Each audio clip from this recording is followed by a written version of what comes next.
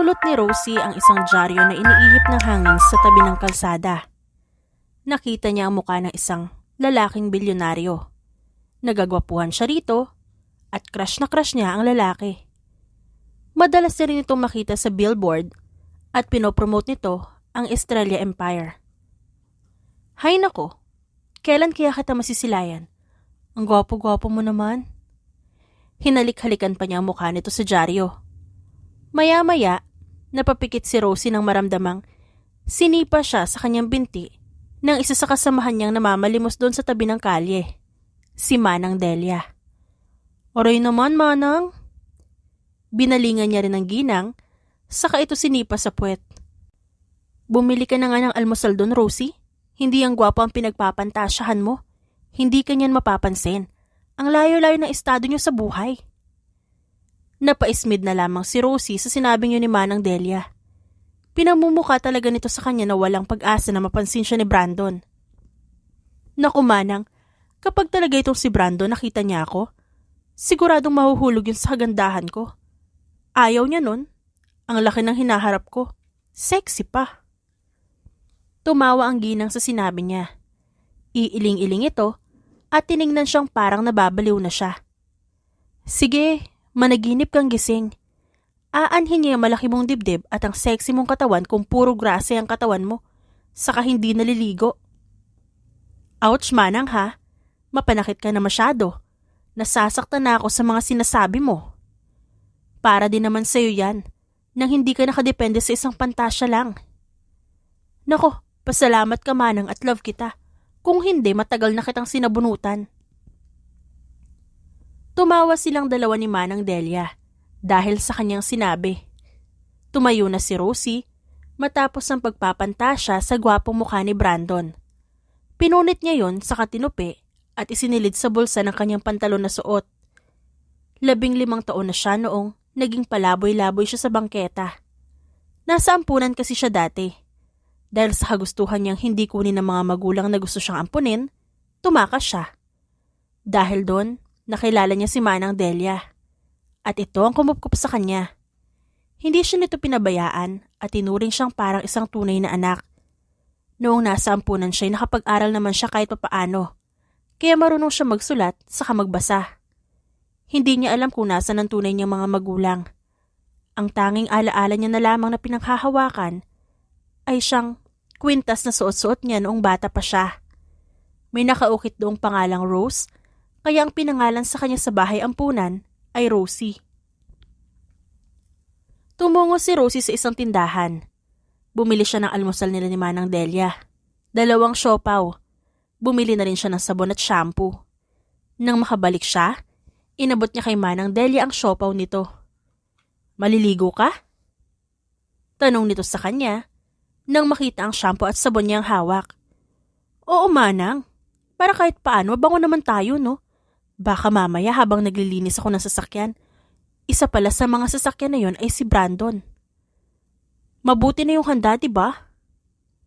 Ewan ko sa yung bata ka. Ang siguraduhin mo lang ay walang mangyari sa yung masama. Wala kang tiwala sa akin, Manang. Ako pa ba? Inirapan siya ng ginang at pinektosan sa noo. Binigay nito sa kanya ang siopaw na hindi nito naubos. Tumayo na ang ginang at mabilis na naghanda ng mga basahan para itinda ito. O siya, mauna na ako sa'yo. Dito na tayo magkita kapag tanghalian na. Paalam ni Manang Delia habang nakatingin sa kanya. Opo Manang, mag-iingat ka po. At ako naman ho'y maliligo na muna. Nakangiting tugon ni Rosie. Hindi nagsalita si Manang Delia bago umalis. Tanaw na lamang ni Rosie ang ginang habang hirap na hirap ito sa pagbuhat ng mga basahang ginawa nila kagabi. Sana makabenta ka ng marami Manang Delia. Naibulong niya sa kawalan. Itinaas niya ang kamay saka sumayaw-sayaw. At sana ako rin maraming suki ngayong araw. Mabilis siyang pumunta sa banyo ng plaza at naligo roon. Minadali niya lang ang pagligo at baka maabutan siya ng gwardya na nagbabantay roon at baka hulihin siya. Tinitigan niya ang sarili sa salamin pagkatapos magbihis. Ngumiti siya ng ilang ulit at nagpa-cute. Napakaganda mo talaga, Rosie. Sino ba naman ang hindi mahuhumaling sa'yo? Sigurado at mahuhulog din sa kagandahan mo si Brandon. Kausap niya sa sarili saka humagikgik. Pakanta-kanta pa si Rosie nang lumabas sa banyo at bumalik sa tinatambayan nila ni Manang Delia.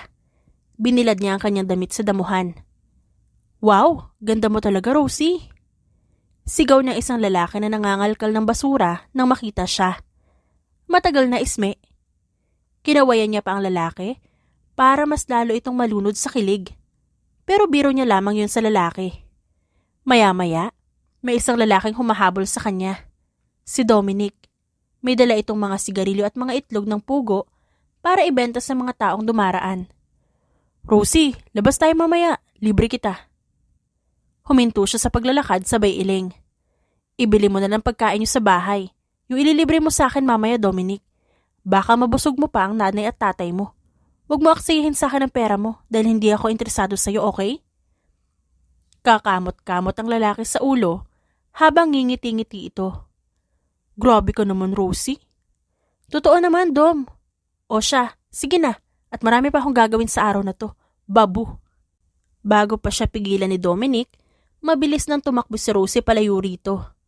Rinig na rinig niya pa ang pagtawag sa kanya ng lalaki. Pero hindi niya ito pinansin o nilingon. Hindi na bago kay Rosie ang ganoong mga tagpo. Mabuti na lamang at hindi siya ginagawa ng masama kapag gabi ng mga lalaking pulubi.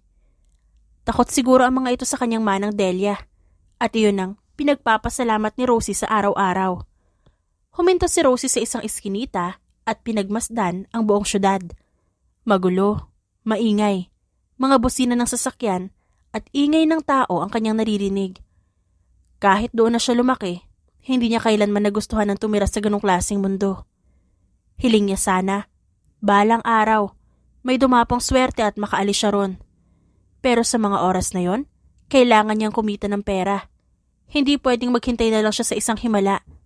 Kailangan niyang pagtrabahuhan ng lahat kung gusto niyang umahon mula sa hirap. Nang hapon na, abala sa paghahanap ng kliyente si Rosie para linisin ang mga kotse na nakaparada sa isang mall. Nang biglang dumilim ang paligid at napalitan ng kulay abo ang bughaw na kalangitan. Sinundan iyon ng kulog at kidlat. Maya-maya, bumuhos ang napakalakas na ulan. Napasigaw sa lamig si Rosie. Hindi na siya nakatakbo sa waiting shed para sumilong. Basang-basa na siya ng ulan dahil sa malakas na buhos nito. Kinuha ni Rosie ang karton na dala-dala niya at ginawang pananggayon sa ulan. Ang kalye ay magulo habang ang mga naglalakad ay naghahanap ng kanlungan sa ilalim ng mga gusali. Habang umiiwas si Rosie sa mga payong na dala ng mga taong dumaraan, hindi niya maiwasan na isipin na ihalin tulad ang ulan sa isang bagay na siyang nagdala ng paghihirap sa kanya at sa kapwa niya mga pulubi. Habang ang ulan naman ay isang pagpapala para sa iba. Huminto ang trapiko sa syudad at maging ang ingay ng mga hindi mapigilang malakas na ulan. Sa gitna ng kaguluhan, maingat na naglakad si Rosie at sinusubukang iwasang makabanggaan ng mga taong nagmamadaling maglakad. Mas inalala ng mga ito na huwag mabasa kaysa sa dinaraanan. Naglakad si Rosie papunta sa tabi ng kalye, kung saan ang mga sasakyan ay sumusulong at umaalis. Ngunit gano'n na lang ang panlalaki ng kanyang mga mata nang makita ang isang itim na sports car na mabilis tumakbo papalapit sa kanya. Ramdam niya ang malakas sa tibok ng kanyang puso sa mga oras na yon. Umalingaw-ngaw ang makina ng itim na sports car at umiba ito ng direksyon na tila iniiwasan ng driver na mabangga siya nito. Halos mahawakan na ni Rosie ang sasakyan nang dumaan iyon sa harapan niya, habang habol ang sariling hininga. Nabasa pa siya ng tubig na nasa kalsada sa pagdaan nito. Kung hindi naiwas ng driver ang sasakyan nito, tiyak, sa mga oras na yon, hindi na alam ni Rosie kung buhay pa ba siya o patay na. Huminto ang sasakyan. Humirit ang gulong nito sa basang aspalto. Mga pulgada lamang ang layo nito mula sa kinatatayuan niya. Ang paghinto na yon ay tila nagpatigil sa mga taong naroroon at nakaabang sa kung sino ang maaaring may-ari ng mamahaling kotse na yon. Hingal na hingal at basang-basa hanggang sa buto, napaatras si Rosie. Bumilis ang tibok ng kanyang puso at ramdam niya ang init ng makina ng sasakyan. Halos hindi iyon napawi ng mga patak ng tubig na dumidikit sa kanyang balat. Kala ko talaga mamamatay na ako. Natura niya sa kawalan habang nagpapasalamat sa Diyos. Bumukas ang pinto ng sasakyan at lumabas ang isang lalaki. Matangkad ito, nakasuot ng suit at namamayani ang kapangyarihan sa aura nito. Pagtingin ni Rosie sa lalaking bumaba mula sa sasakyan, ay mas lalong nanlaki ang kanyang mga mata. Ang cardboard sign na hawak niya ay nabitawan, habang pinagmamasdan ng lalaking papalapit sa kanya. "Ayos ka lang ba?" tanong ng lalaki kay Rosie.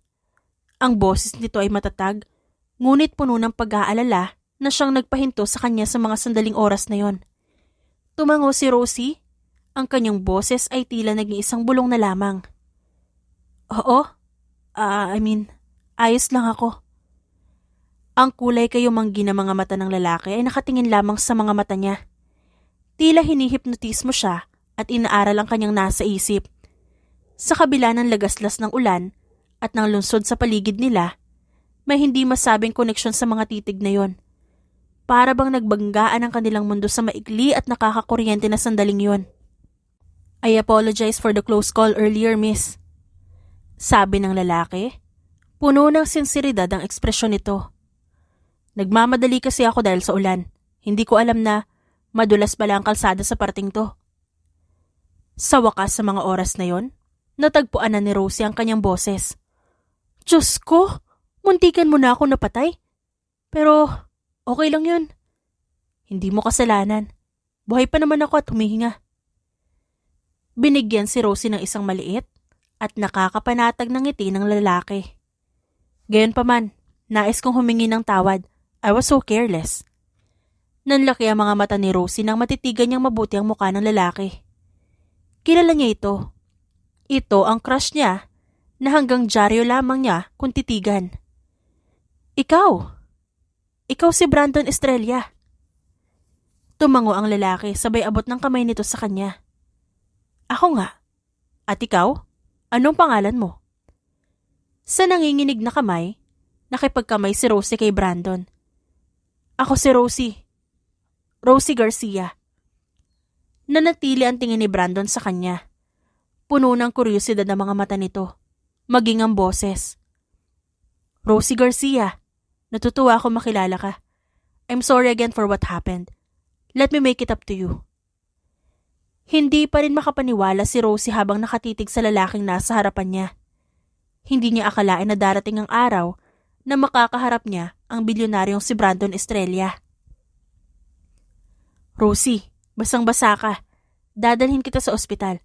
I want to make sure that you're okay and not hurt." "Naku, wag na. Ayos lang naman ako. Hindi mo naman ako nabangga." Tanggi niya kay Brandon sa kangumiti rito. Ngunit nagpumilit ang lalaki, habang hindi pa rin ito inaalis ang tingin sa kanya. Sa loob-loob ni Rosie, ay nahumaling ito sa kagandahan niyang taglay. Hindi niya tuloy maiwasan na magpakyut palalo rito. "Dalhin na kita sa ospital para matingnan kung may bali ba sa'yo o kailangan gamutin." "O sige na nga, nagpupumilit ka eh. E di hindi na ako tatanggi." Napangiti si Brandon sa naging reaksyon ni Rosie. Hindi niya maiwasang mahulog sa kagandahang taglay ng dalaga. "Please get in." Inalalayan ni Brandon si Rosie papasok ng sasakyan. Noong una, nagulat pa si Rosie dahil hindi niya akalain na ang isang tulad niya ay pasasakayin sa mamahaling sports car ng lalaki. Ganun ba siya kaganda para mapaamo niya ang isang Brandon Estrella? Napatawa na lang si Rosie ng palihim habang manghang-mangha sa kagandahan ng sasakyan ni Brandon. Umupo si Rosie sa upuang nasa harapan. Hindi makapaniwala ang dalaga na sa tanang buhay niya makakaupo siya sa ganoong mamahaling sasakyan at sa sasakyan pa na pagmamay-ari ng kilalang bilyonaryo sa kanilang lugar. Hindi niya inaasahan na sa isang iglap natupad ang pangarap niya. Hindi na siya isang pulubi sa maulang kalye, kundi isa na siyang pasahero sa mayamang tao na mundo. Sa kalagitnaan ng biyahe, hindi maiwasan ni Rosie na lasapin ang bawat sandali. Ang pagkakataong nangyari na iyon sa kanya. Dahil mamaya ay matatapos na rin ang ilusyon niya. Babalik muli siya sa realidad. Babalik siya sa paglilinis ng sasakyan at pamamalimos sa mga taong dumaraan. Hindi maiwasan ni Rosie ang makaramdam ng labis na tuwa dahil kahit paano, pinalasap sa kanya ang ganoong pangyayari. Habang nagmamaneho si Brandon, Binasag nito ang katahimikan sa pagitan nilang dalawa. Rosie, I'd like to take you to a hospital. Just to make sure you're okay. Hindi alam ni Rosie kung ano sasabihin sa lalaki. Noon lang siya nakaramdam ng hiya rito. Pero dinaan lamang niya ang lahat sa pagiging kwela. Para kahit papaano mabawasan ang hiya na nilalamon siya. Naku, salamat talaga sir. Hindi ko natatanggihan. Saka hindi ako makapaniwala na pinasakay mo ako sa sasakyan mo kahit ganito ako. Hindi ako makapaniwala na ikaw, isang mayamang tao, ay kasama ang isang pulubing tulad ko. Binigyan siya ni Brandon ng isang mainit at nakakaluwag ng ngiti. Life has a way of surprising us, Rosie. Sometimes, all it takes is a moment to change the course of our journey. Ang lalim naman ng English mo, sir. Hindi ko tuloy maintindihan. Aniya. Pero kahit paano, nakakaintindi naman siya kahit konti na sa sinabi ni Brandon. At hindi alam ni Rosie na ang salitang yon ay nagdala sa kanya ng init sa dibdib. Tumawa ng bahagya si Brandon.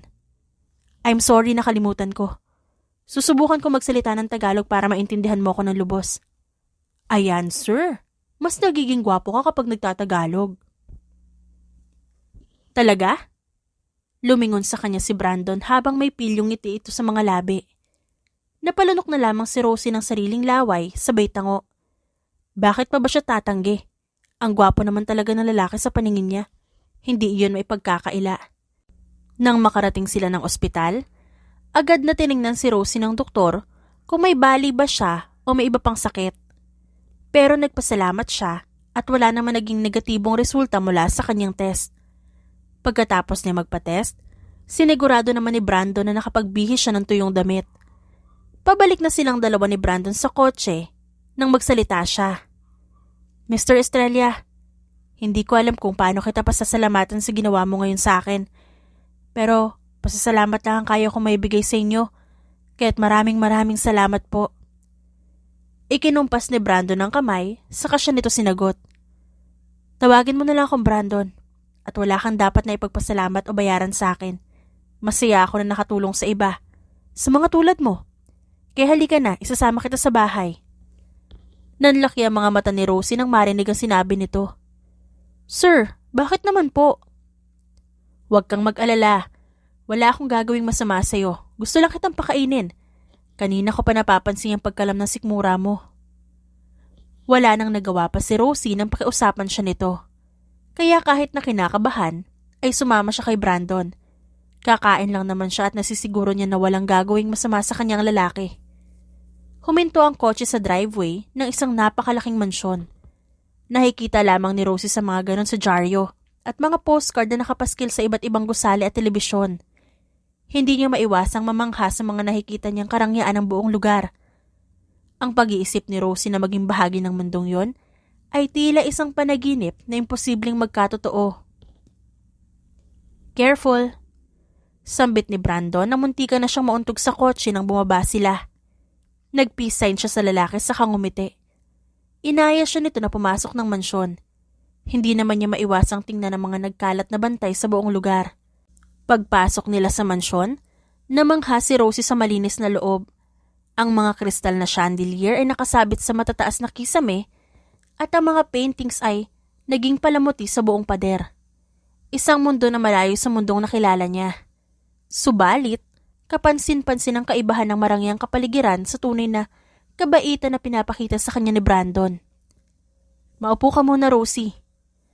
Nagdadalawang isip pa si Rosie kung uupo ba siya o hindi. Tila ayaw niyang mabahira ng madumi niyang damit ang mamahaling sofa sa mansyon na yun ni Brandon. Ngunit sa huli, wala na rin siyang nagawa at siya'y umupo rin. Nang nakaupo na, tinawag ni Brandon ang kanyang pansin. Rosie, may iaalok sana ako sa'yo. Naku sir, hindi ko po ibebenta ang katawan ko sa inyo. Hindi po ako ganong klaseng babae. Sigaw niya sabay takip ng kanyang dibdib gamit ang kanyang mga kamay. No, hindi yan ang ibig kong sabihin. Ang nais ko ay papasukin kitang personal secretary ko. Alam ko na mahirap ang buhay mo sa lansangan at walang katapusan ng mga pagsubok na dumarating sa iyo ron. Kaya't naisipan kong tulungan ka kung saan makakatulong sa iyong bagong pagsisimula. Napangiwi si Rosie sa pagkapahiya sa lalaki. Hindi niya inaasahan na yun palang intensyon ni Brandon para sa kanya. Nagdadalawang isip si Rosie, maraming tanong na sumagi sa kanyang isipan. Ilang taon siyang nakipaglaban sa unos ng buhay at sa magulong mundo bilang isang pulubi. Sa buong paghihirap niya ay ito ang unang pagkakataon na may nagbukas sa kanya ng panibagong yugto sa buhay niya. Kaya't hindi niya palalampasin ang pagkakataon na yon. Talaga, sir? Brandon na ang itawag mo sa akin. Pagputol nito sa kanyang sasabihin. Ngumiti siya sa lalaki. Okay. Pasensya na, Brandon, pero talaga, kahit wala akong alam sa mga ganyan ay patatrabahuhin mo ako rito sa mansyon mo? Oo naman. Madali ka lang naman matuto, hindi ba? Mabilis siyang tumango at tumayo pa. Oo naman, Brandon. Handa ako matutunan ng lahat. Pagsisikapan ko. Lalo na at ito na ang simula ng pagbabago ng buhay ko. Tumango si Brandon. Hindi lang ako nag-aalok sa'yo ng trabaho, kundi pati na rin na matutuluyan mo. Naniniwala ako na meron kang katangian na hindi ko nakita sa iba. At sa palagay ko ay magiging isa kang mabuti at masipag na empleyado ko. Natigilan si Rosie at nagtatanong ang mga mata niyang napatingin muli kay Brandon. Pero hindi ka panipaniwala. Bakit ako? Kasi naniniwala ako sa iyo, Rosie. Nakita ko ang lakas sa iyong mga mata nung una tayo magkita. Meron kang katatagan at determinasyon na siyang magiging susi para sa ikauunlad mo. Hindi lang sa sarili mo kundi sa buhay. At may tutulong mo rin sa akin. Tila nalusaw ang puso ni Rosie sa mga sinabi niyo ni Brandon. Hindi niya maipagkakaila ang kaakit-akit na buhay na malayo sa lansangan. At tunay na naantig siya sa sinabi ng mga binata sa kanya. Sige, Brandon, tinatanggap ko ang alok mo. Pero may isa sana akong pakiusap sa'yo. Of course, sabihin mo sa akin kung ano yun. Pwede bang isama ko si Manang Delia? Nangunot ang noo ni Brandon nang marinig ang sinabi niya. Sino si Manang Delia?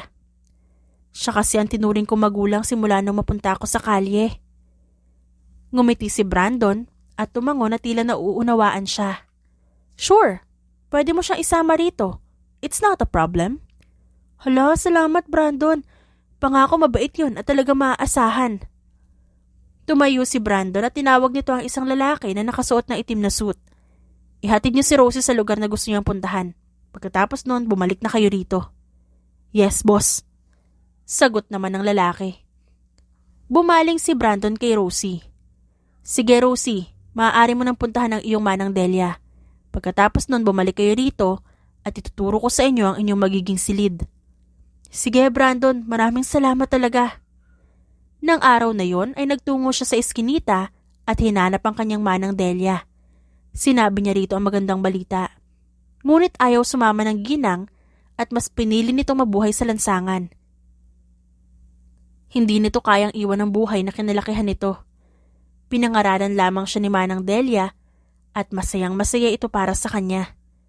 Dahil doon, wala nang nagawa pa si Rosie at malungkot na bumalik sa mansyon ni Brandon. Handa na si Rosie na yakapin ang panibagong yugto ng kanyang buhay. Sa mga sumunod na araw, ginawa ni Rosie ang desisyon na magbagong buhay sa tulong ni Brandon. Sa isang guest room siya pinatuloy nito hanggang sa mga oras na yon ay hindi pa rin makapaniwala si Rosie sa mga nangyari. Tumulong siya sa mga gawain sa bahay, inasikaso ang damit ni Brandon at tiniyak na malinis ang kalagayan ng mansyon. Ang mga gawain na yon ay isang malaking kaibahan sa kanyang kinagisnan. Ngunit hindi iyon naging hadlang para sa determinasyon ni Rosie na makaahon sa hirap ng buhay. Kaya't kahit nagbago sa kanya ang lahat, ginagawa niyang mabuti ang trabaho para walang masabi sa kanya si Brandon. Minsan sinasama rin siya ng lalaki sa opisina at kumpanya nito at tinuturuan siya kung paano magtrabaho sa opisina. Kaya't maraming natututunan si Rosie at ikinatutuwa niya ang bagay na yon. Rosie, kumain ka na ba? Tanong ni Brandon ng araw na yon nang maabutan siya nito sa sala na nag-aayos ng mga papel sa pahabang mesa. Ngumiti agad siya sa lalaki pagkaangat niya ng tingin. Brandon, tapos ko na palang ayusin ang mga papel na pinapaayos mo. Kumindat pa siya sa lalaki. Wow, that's nice, Rosie. Hindi ko akalain na matatapos mo agad ngayon. Abay oo naman, Brandon. Wala naman kasi akong ginagawa kanina kaya tinapos ko na. Lumapit ang lalaki sa kanya at tiningnan ang mga papel na naayos niya. Labis ang tuwa nito habang tinitingnan ng mga yon. Okay, dahil sa kasipagan mo. Anong gusto mong kainin ngayong araw? Lasagna! Gusto kong kumain yon. Masaya niyang sambit. Kung ganon, hayaan mo na. Ipagluluto kita. Natigilan si Rosie nang marinig ang sinabi ni Brandon. Nanlalaki ang mga mata niya habang nakatingin dito. Naku Brandon, hindi na. Kaya ko magluto nun. Ako na yung magluluto. Umiling siya sa lalaki. Gusto niya rin kasing ipagluto ito sa araw na yon. Naunahan lang siya nito sa pag-iisip. Magsasalita pa sana si Rosie nang biglang hawakan ni Brandon ang kamay niya. Halos habol ni Rosie ang kanyang hininga na hindi makapaniwalang nakatingin sa magkahugpong nilang kamay ng lalaki. Ako na, Rosie. Gusto kitang ipagluto sa araw nito. Sabi nito sa waribang boses na naglalambing. Naguguluhan si Rosie kung ano ang ibig sabihin nito, pero hindi na lamang niya iyon pinansin. Brandon, tara na. Kung ayaw mong pumayag, edi tulungan mo na lang ako magluto. Is it okay? Pag-aalok nito sa kanya. Hindi na nakatanggi pa si Rosie at sumunod na lamang kay Brandon. Nanatili ang kanyang paningin sa kanilang kamay na magkahugpong. Rinig na rinig niya ang lakas ng tibok ng kanyang puso. Napangiti ng palihim si Rosie habang impit na tumitili sa kanyang isipan. Pagkarating sa kusina, si Brandon na nagsuot sa kanya ng apron. Tila na estatwa si Rosie at natuod sa kanyang kinatatayuan habang nakatitig lamang sa lalaki. Pinagmasdan niya ang gwapong mukha ni Brandon. Napakagwapo nito. Amoy na amoy rin niya ang mabangong pabango nito. Gusto niyang yakapin na lamang ang lalaki sa buong araw at amuyin. Pero agad na ipinilig ni Rosie ang ulo. Nagkatinginan pa silang dalawa ni Brandon. Matagal yun. Parang hinihigop ng lalaki ang buong pagkatao niya. Dahilan, para kapusin siya ng hininga. Kaya tumikim siya at tumawa ng bahagya para maalis ang nararamdamang kakaiba sa kanyang dibdib. Brandon, ano ang una kong hihiwain? Wala sa sarili niyang tanong habang nagpapanggap na naghahanap siya ng sangkap sa refrigerator. Ngumiti ang lalaki sa kumuha ito ng sangkap. Tinulungan naman siya nito. Masaya silang naglutong dalawa ni Brandon. Paminsan-minsan ay sumusulyap siya sa lalaki. At minsan, nahuhuli niya itong nakatingin sa kanya.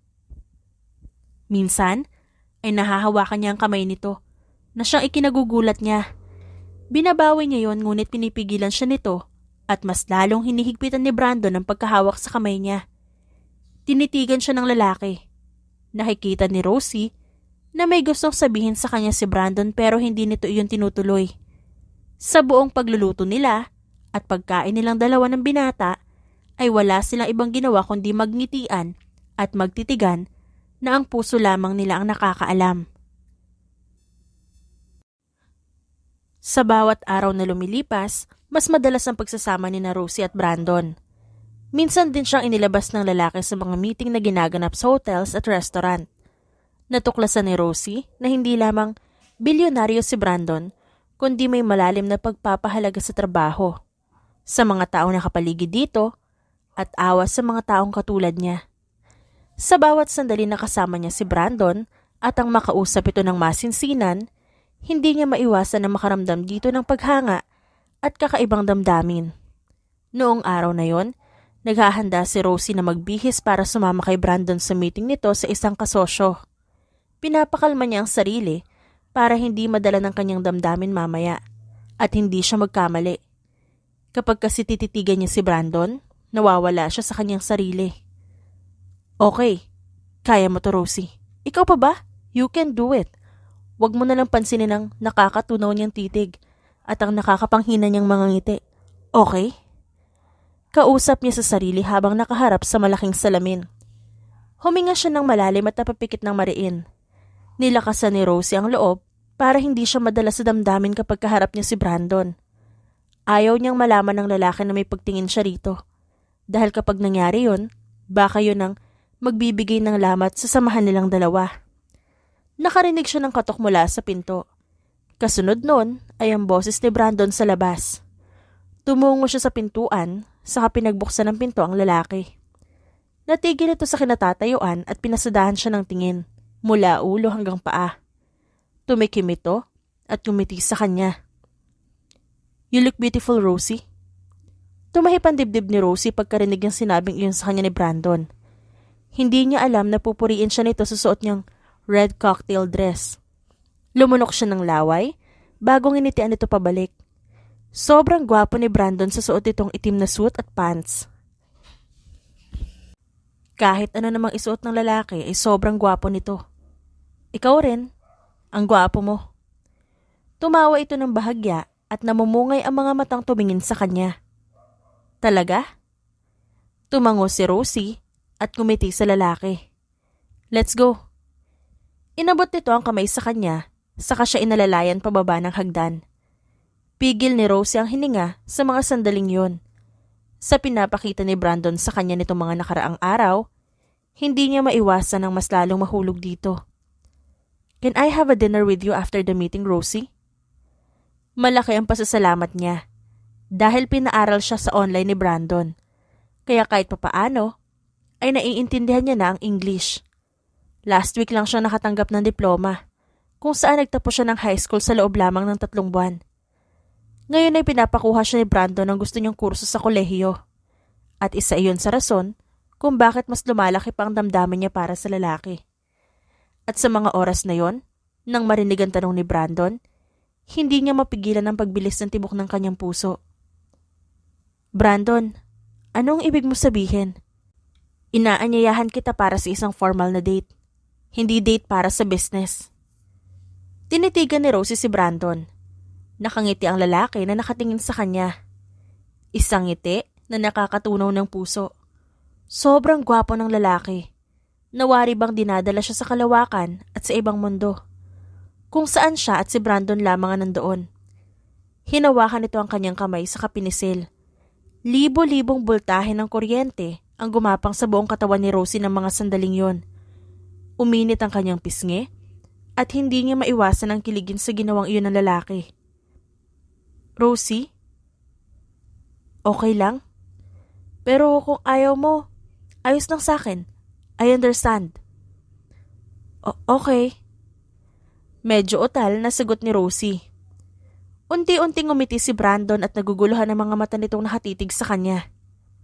"You mean, okay? Okay na lumabas tayo?" Nakangiting tumango ng sunod-sunod si Rosie habang hindi inaalis sa mga mata niya kay Brandon. Dahil sa sobrang saya na nararamdaman ng binata, bigla siya nitong niyakap ng mahigpit at ninakawan ng halik sa pisngi. Kaya't hanggang sa meeting na ginanap kasama ang kliyente ni Brandon, lutang na lutang si Rosie dahil paulit-ulit na bumabalik sa isip niya ang paghalik ni Brandon sa kanyang pisngi. Nang matapos ang meeting, sumakay silang dalawa ni Brandon sa sports car nitong kulay itim. Tinotoo nga ng lalaki ang sinabi nitong sila lamang dalawa. Sa loob ng sasakyan, hindi maiwasan ni Rosie ang kabahan. Kaya panay ang tingin niya sa lalaki habang nagmamaneho ito. Lumingon ito sa kanya sa ngumisi. Agad namang pag-iwas ni Rosie ang kanyang mga mata dahil narinig niyang tumawa ito ng marahan. "Kung nakakatunaw lang ang tingin, Rosie, maybe I am melting right now." "Sorry." Inihinto nito ang sasakyan sa isang park na walang tao. Lumabas si Brandon at pinagbuksan siya ng pinto. Inalalayan siya nitong makababa. "Don't be sorry. I'll take it as a compliment. Shall we?" Inilahad nito ang palad sa kanyang harapan. Hindi naman nagdalawang isip si Rosie at ipinatong ang kanyang kanang kamay sa kamay ng lalaki. Inalalayan siya ni Brandon paakyat ng hagdan papunta sa malaking fountain. Inilibot niya ang paningin sa buong paligid. Ang plaza ay napapalibutan ng mga iba't ibang bulaklak na nakaayos. May mga kandila pang nakasindi sa bawat baitang ng hagdan. Rinig na rinig din ang tugtog ng isang orkestra. Pagkarating sa itaas, naroon ang isang mesa na may pagkain ng nakahanda at isang bouquet ng flower na nakapatong sa isang upuan. Kinuha yun ni Brandon, saka ibinigay sa kanya. Naguguluhan man si Rosie, ay hindi niya pa rin napigilan ang sariling kiligin sa ginagawa nito. "Have a seat, Rosie." Hinila nito ang upuan para sa kanya. Thank you. Tanging nasabi niya sa mga oras na yon. Hindi pa rin maiwasan ni Rosie ang mamangha sa nakaset na dinner date nilang dalawa ni Brandon. Sorry kung dito kita dinala. I just came up with this idea this morning. Sana hindi ka nag-cringe sa setup na to. And you still find it romantic. Hindi Ang ganda kaya ng setup. Parang couple tayo sa... Natigilan si Rosie nang mapagtanto niya ang kanyang sinasabi.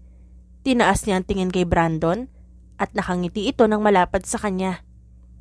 Couple? That sounds nice. Inilapag niya ang bulaklak sa mesa saka natatawang kumuha ng pagkain at inilagay sa pinggan niya. Kumain na tayo. Kahit nabusog na siya sa kinain niya kanina sa meeting, ay kinailangan niya iyong gawin para maiba ang kanilang usapan ni Brandon. May I have this dance? Tanong sa kanya ni Brandon nang matapos siyang kumain. Napapantastikuhan siya na napatingin sa lalaki habang nagdadalawang isip kung tatanggapin ba niya ang alok na yon. Hindi ako marunong sumayaw. Ako ang bahala sa'yo. Sumabay ka lang sa akin. Shall we? Tumango si Rosie at agad na tinanggap ang kamay ni Brandon. Si Brandon nga ang nagdala sa kanila habang sumasayaw. Ngunit para bang may mga isip ang paa niya at sumusunod na lamang siya sa saliw ng musika. Nakatuon lamang ang buong pansin ni Rosie sa gwapong mukha ng lalaki at gayon din si Brandon sa kanya. Muntik na silang maghalikan kung hindi niya lang naapakan bigla ang paa ni Brandon. Napabitaw siya rito sabay tingin sa paa ng lalaki. Hala, sorry. Sorry Brandon, hindi ko sinasadya. Hinawakan siya nito sa balikat at tumatawang nagsalita. It's okay, hindi naman masakit. Alam ko na pagod ka na mula pa kanina. Ganun na lamang ang panlalaki ng mga mata ni Rosie nang bigla siyang buhati ni Brandon. Okay lang ako, kaya ko pa naman maglakad Brandon. Umiling ito sa kanya, saka tiningnan siya. Halos nahugot ni Rosie ang hininga na ilang hibla na lamang at maghahalikan na sila ng lalaki. I insist, Rosie. Ramdam niya ang mainit na hininga nito na dumampi sa kanyang pisngi. Napalunok siya ng sunod-sunod at iniwas ang tingin dito. Hanggang sa gabing oras na para matulog, hindi pa rin mawala-wala sa isip ni Rosie ang tagpo sa kanila kanina ni Brandon.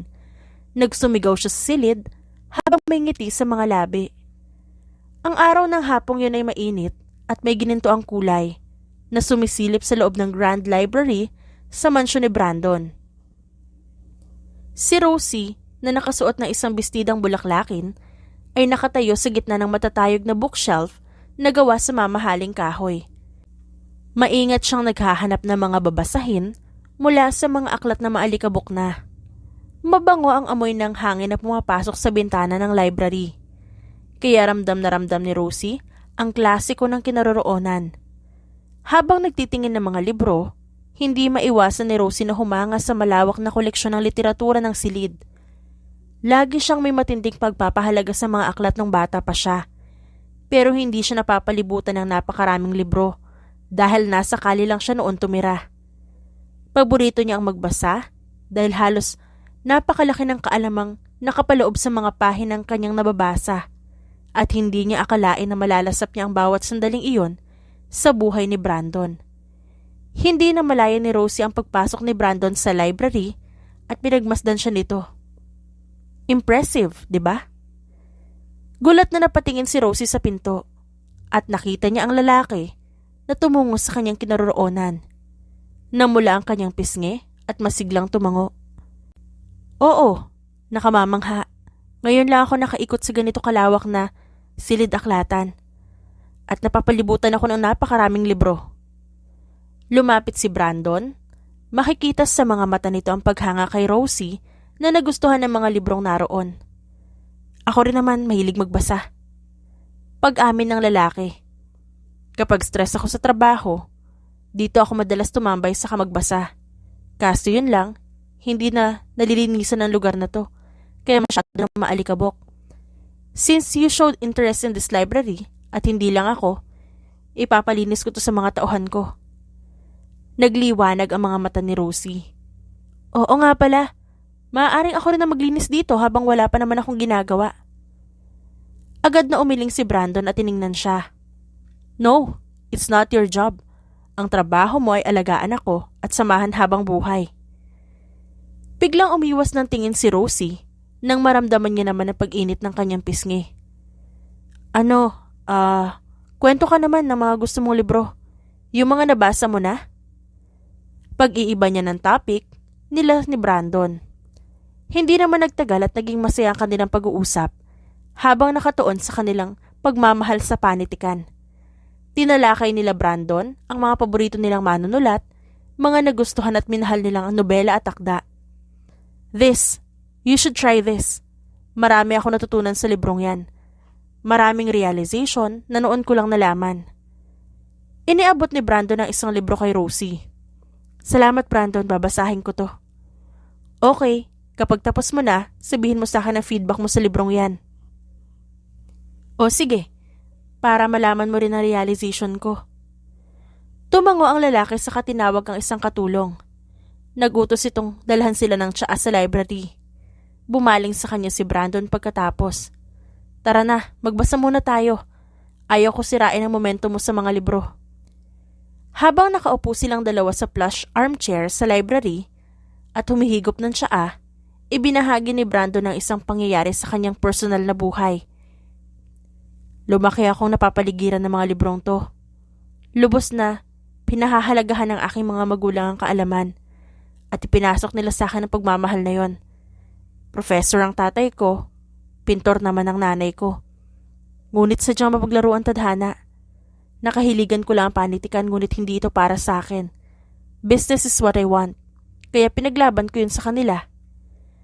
Nakinig si Rosie ng mataman kay Brandon habang hindi niya inaalis ang tingin dito. At talaga namang naging matagumpay ang negosyo mo, di ba? Tumango lang si Brandon. Maswerte ako, pero hinarap ko rin ang mga pagsubok noong nagsisimula pa lang ako. It's not that easy, but I'm proud of it that I survived. Ang buhay bilang isang bilyonaryo ay may kasamang mga problema at pagbabanta. Mas naging malalim pa ang kanilang pag-uusap habang nagkukwento sila ng kanilang karanasan sa buhay. Kinwento naman ni Rosie kay Brandon na noong bata pa siya ay sa bahay ampunan na siya lumaki. Ni hindi man lang niya nasilayan ang mukha ng kanyang totoong magulang. Sa ilalim ng maliwanag na kristal na chandelier sa aklatan, binanggit ni Rosie ang kanyang mga hangarin. Nanatili pa rin nakatitig sa kanya si Brandon at tila interesado ang binata na marinig ang kwento ng babae. Matagal ko ng pangarap na magkaroon ng maliit na bookstore. Isang lugar kung saan ang mga tao ay maaaring makatakas sa mga pahina ng isang magandang libro para kahit paano ay maging masaya sila at makaalis sa masalimuot na mundo. Napahilig si Brandon sa Celia at nabighani sa sinabi ni Rosie. Ang ganda ng pangarap mo, Rosie. Nakaka-inspire ang passion mo sa literature. Masyado mo naman akong pinupuri, Brandon. Pinamulahan ng pisngi si Rosie habang nakatitig ng mataman sa lalaki. Ngumisi ito saka tumayo mula sa kinauupuan. Yumuko ito sa kanya na ikinabigla ni Rosie. Pinagmasdan nito ang kabuuan ng kanyang muka. Unti-unting dinala ni Brandon ang kamay sa kanyang pisngi at hinaplos yon. Halos hindi na siya humihinga habang ang lakas ng tibok ng kanyang puso. I like how passionate you are. You're so beautiful in my eyes. Brandon? Ngumiti ito sa kapinisilang kanyang pisngi. Tumayo ito ng tuwid sa kanamulsa. Let's go, Rosie. It's getting late. Tumayo na rin siya at sumunod sa binata. Kaya lang, tila siya ulit ang naging tuod nang hawakan siya bigla ng lalaki sa kanyang kamay. Hindi man alam ni Rosie kung ano ibig sabihin ng mga kinikilos ni Brandon nitong mga nakaraang araw, masaya na siya sa ganon. Kahit hindi pa nito pinapaliwanag sa kanya ang lahat. Kahit siya lamang ang nag-iisip ng kung ano sa lalaki ay ayos lang. Isang maaraw na hapon, natagpuan ni Rosie ang kanyang sarili na nag-aayos na eleganting painting sa storage room. Ang araw ay dumadaloy sa matataas na bintana na nagkahagis ng mainit at gininto ang ningning sa kabila ng mga kagamitan ng silid. Inayos niya ang posisyon ng isang antigong florera. Maingat na huwag niyang masira ang maayos na pagkakasalansan ng bulaklak sa loob. Lingid sa kaalaman niya, pumasok si Brandon at pinagbasdan siyang muli tulad noong una. Ang linis mo naman mag-ayos, Rosie. Have you done the papers already? Nagulat si Rosie sa presensya ni Brandon, kaya't muntikan na niya sanang nahulog ang mamahaling florera, ngunit nagawa niya itong masalo sa tamang oras. Hala, sorry Brandon, muntik ko nang mahulog.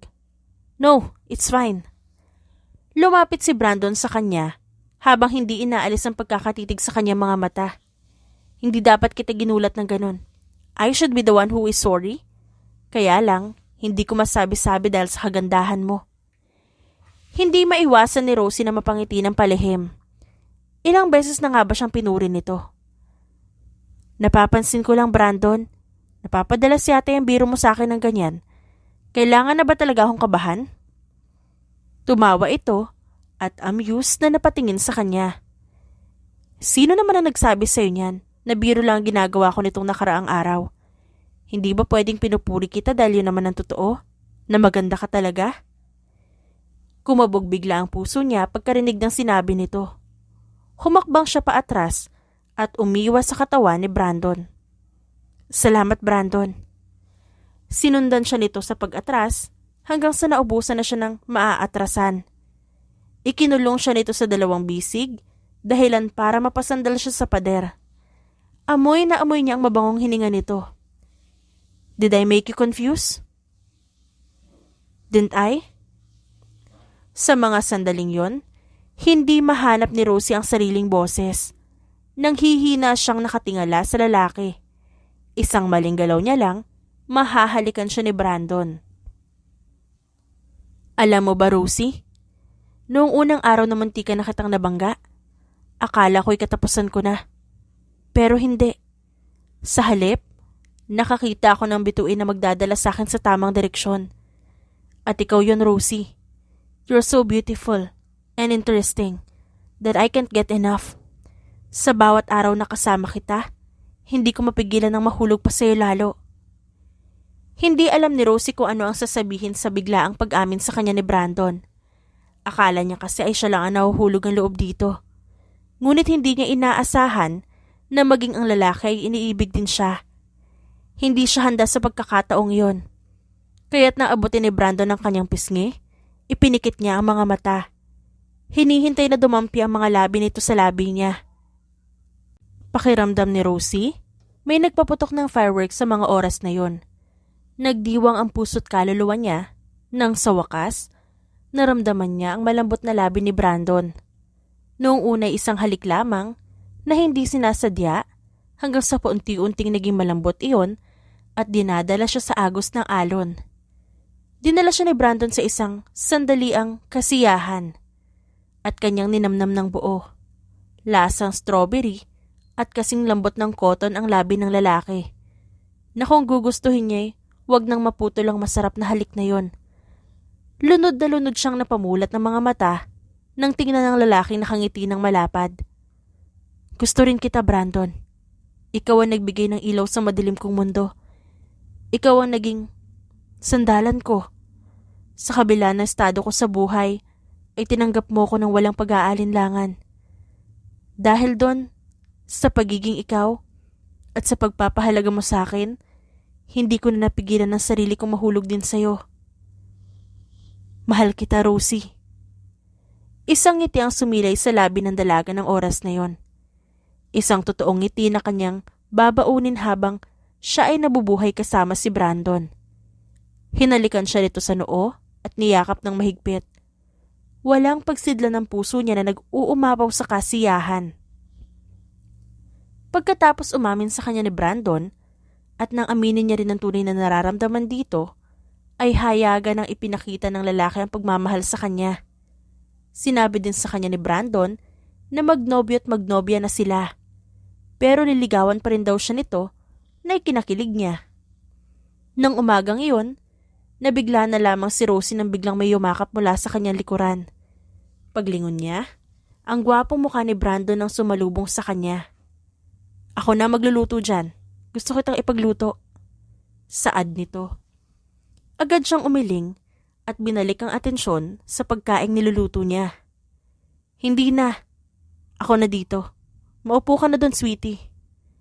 Naramdaman ni Rosie na natigilan si Brandon dahil sa narinig nito. Tumawa siya ng mahina, dahilan para iharap siya nito. Isang ngisi ang sumilay sa labi ng lalaki. Sweetie? Is that an endearment, my love?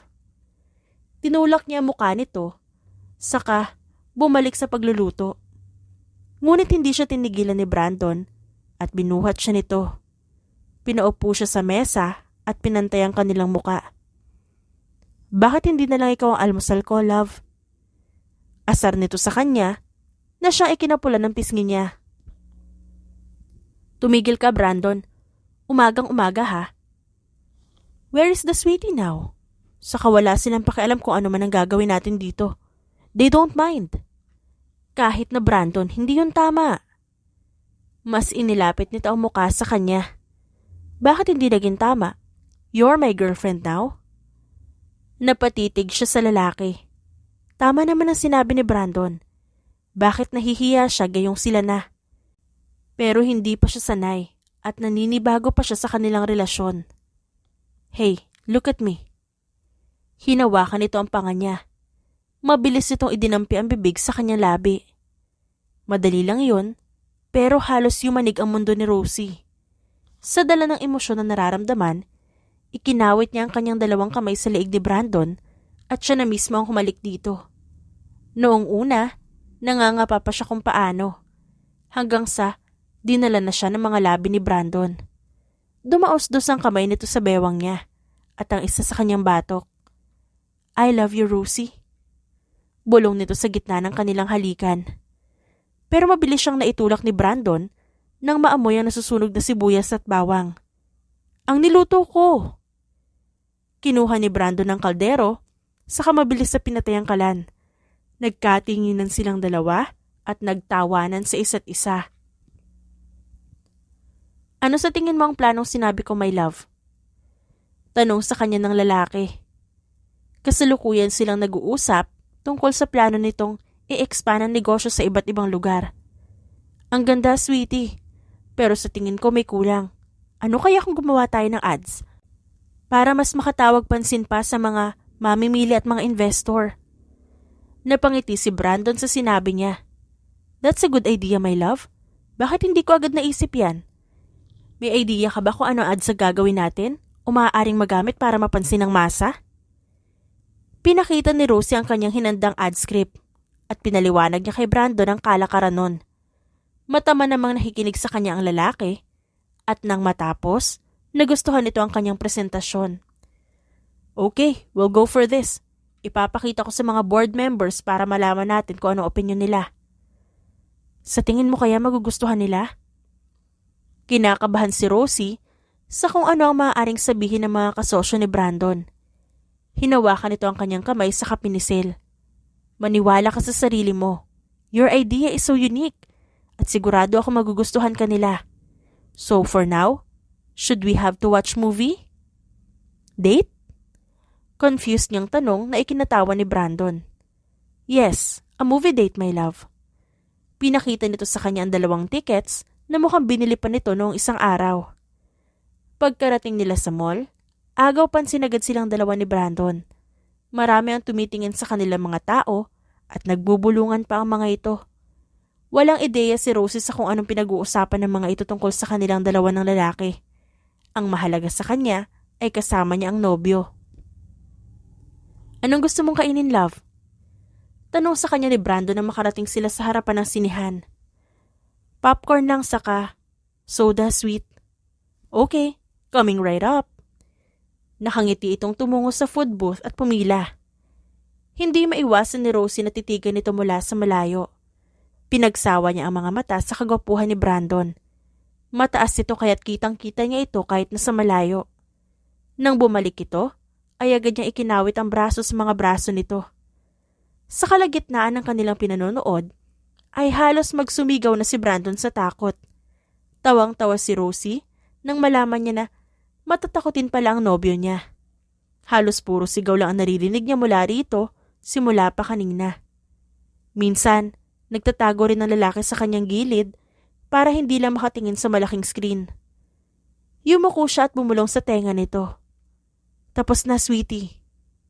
Sinadya niyang ibulong yon sa paraan na nakakatakot. Kaya gulat itong napatingala sa kanya. Dahilan? upang mahalikan siya nito. Nanlaki ang mga mata ni Rosie sabay hampas dito. Lumingalinga siya sa paligid. Sinisigurado niya kung may nakakita sa kanila. Ngunit nang mapagtanto niyang wala, napahinga siya ng maluwag. "Can we continue?" Bulong sa kanya ni Brandon. Sa kaba ay naisubo niya ang 2 popcorn sa bibig nito. Tawang-tawa naman ang lalaki sa kanyang naging reaksyon. Inirapan lamang ni Rosie ang lalaki at nagpatuloy na sa panonood. "Nag-enjoy ka ba?" Tiningnan niya ng masama si Brandon nang tuluyan na silang makalabas ng sinihan. "Oo, mukhang ako lang naman na nag-enjoy. Puro sigaw lang naman yata naging ambag mo ron sa loob." "Well, at least I am still hot, right?" Mas lalang bumuntong hininga si Rosie sa sinabi nito. Hindi niya inaasahan na may ganoon palang side na tinatago si Brandon. Ipinatong nito ang braso sa kanyang ulo, saka dinampian siya ng halik sa pisngi. "Brandon?" "Oh, nasa na ang sweetie?" Hinawakan niya ang pisngi na hinalikan nito. Hindi niya alam kung ano ang gagawin sa mga oras na yon. Pero napapangiti na lamang si Rosie nang makitang tumatawa ang lalaki habang amused na nakatitig sa kanya. "Halika na nga. Saan ang susunod nating pupuntahan?" Ikinawit niya ang braso rito. Ngunit inakbayan siya ni Brandon at ikinulong siya sa mga bisig nito. "Saan mo ba gusto, love?" Nag-isip saglit si Rosie at tiningala ang lalaki. "Sa amusement park. Saka pwede ko bang daanan si Manang Delia?" Ngumiti sa kanya si Brandon sa katumango. "Anything you want, my love. Basta masaya ka." Namayani ang halakak ni Rosie nang makita niya si Brandon na sigaw ng sigaw habang nakakapit sa kanya ng mahigpit. Nahihilo itong tumingin sa kanya. Inalalayan niya naman ang lalaki nang bumaba sila ng rides. Pinaupo niya muna si Brandon sa isang bench at bumili ng tubig na maiinom nito. Pagbalik niya, nakita niyang may lumapit na 2 babae sa kanyang nobyo. Sumalubong ang kanyang 2 kilay at mabilis na hinalikan si Brandon. Tiningnan niya ang 2 babae, saka dinilaan ng mga ito. Nang makaalis na ang 2, nairita sa kanya, ay napabaling si Rosie kay Brandon nang tumawa ito. "Dapat lang yun, no? Para alam nilang taken ka na." Saad niya at umupo sa tabi nito. Hinugot niya ang bimpo sa kanyang bag, saka pinunasan ang noo ng lalaki. Titig na titig ito sa kanya. "Ikaw lang ang babae na bumihag ng puso ko, love. Kahit sino pa ang iharap sa akin, hindi ako magkaka-interes sa kanila." Tinaasan niya ito ng kilay, pero aaminin ni Rosie na nadala siya sa sinabi nito. Hindi niya maiwasan ang halikan nito sa labi. Simula nung naging sila ni Brandon, nawala na rin ang hiya niya sa katawan. Mas lalo siyang naging hayagan sa nararamdaman para rito. Iyon marahil ay gusto niyang lasapin ang bawat sandali na kasama ito. Kumikinang ang mga mata nitong nakatingin sa kanya. Maya-maya, hinila siya nito at niyakap ng mahigpit. Hinalikan siya ni Brandon nang paulit-ulit sa kanyang ulo. Nagtagal sila sa ganoong posisyon hanggang sa yayain niya na ang lalaki na umuwi. Kinaumagahan, maaga sina Brandon at Rosie na umalis para bumili ng pagkain sa mall. Hindi pumasok ang lalaki sa opisina nito at mas pinili nitong samahan siya papunta sa lansangan. "Sigurado ka ba na ayos lang talaga sa'yo? Hindi kayo magagalit ang mga kasosyo mo kasi hindi ka ngayon pumunta?" Tanong niya rito habang nasa daan sila patungong lansangan. Ngumiti si Brandon sa kahinawakan ng kamay niya, gamit ang malaya nitong kamay mula sa pagmamaneho. "Yes, my love. Hindi mo ba alam na ako ang owner at CEO? Kaya huwag kang mag-alala. Hawak ko ang oras ko. I'm the boss." Kumindat pa ito na kinairap niya. Ang lakas ng hangin bigla sa loob ng sasakyan. Isang ngiti lamang ang sinukli nito sa kanya at mas binilisan pa ang pagpapatakbo nito ng sasakyan. Halos patayin na ni Rosie si Brandon sa tingin, ngunit walang pakialam sa kanyang lalaki. Kibit balikat itong ipinarada ang sports car sa bakanting lote. Inalalayan siya nitong makababa habang nakangiti sa kanya. "I'm sorry. I had no idea that you are like that. Nagpasikat na ako sa'yo. Baka sakali mas mahulog ka pa sa akin kung makita mo yung galing ko sa pagmamaneho." Oo na. Nahulog na ako ng ilang ulit. Hulog na ako sa'yo, sweetie, kaya please, wag mo nang bilisan mamaya, okay? Tumango ito, saka siya niyakap ng mahigpit. Tinatangi rin kita ng lubos, mahal. Sir, saan po dadalhin ito mga groceries? Tanong ng isa sa mga tauhan ni Brandon na nakasunod sa kanila palagi. Love, please guide us. Tawag sa kanya ng nobyo. Kumawala siya rito. Hinila si Brandon papasok sa masikip na eskinita. Pagpasok ng dalawang kanto ng kanilang dinaanan, natanaw na rin ni Rosie si Aling Delia sa isang munting barong-barong at abala ito sa pagsasampay ng mga damit. Ang inaalala lang ni Rosie, sobrang kabado siya sa mga oras na yon at hindi niya alam kung bakit. Pumikit siya, saka yumakap kay Brandon. Hawak-hawak niya ang kwintas na suot-suot. Sir, ma'am, they are already here. Sabay ng balitang yun sa kanila ng sekretary ni Brandon, pumasok na ang mag-asawang Davis.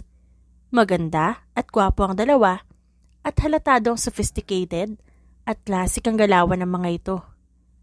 Hello Mr. and Mrs. Davis, glad to have you here. Kinamayan ni Brandon ang mag-asawa bago bumaling ang binata kay Rosie. And pleased to meet my secretary, Miss Rosie Garcia.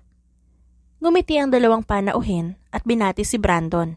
Saka nakipagkamay ang mga ito kay Rosie. Ngunit si Mrs. Davis ay natigilan nang mahagip ng mga mata nito ang kwintas sa suot ng dalaga. Sandali, sa'yo ba to? Tanong nito sabay hawak sa kwintas na suot niya. Napatingin doon si Rosie sa katumango. Suot-suot ko ho ito simula nung bata pa po ako nang mapunta ako sa bahay ampunan.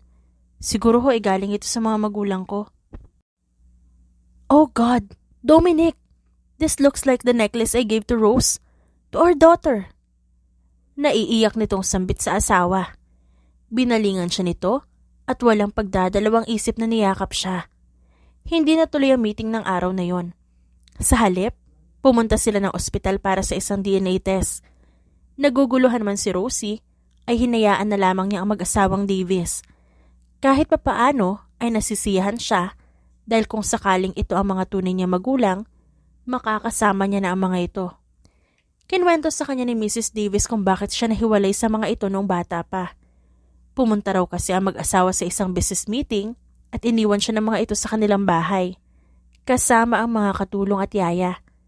Dahil daw sa kagustuhan niyang umalis, ay lumabas siya ng gate at sumakay ng taxi. Dahil doon, hindi na siya nakabalik sa kanila. Hinanap siya ng mga ito ngunit wala siyang mahanap na katibayan na magdadala sa kanya kung saan man siya naroon.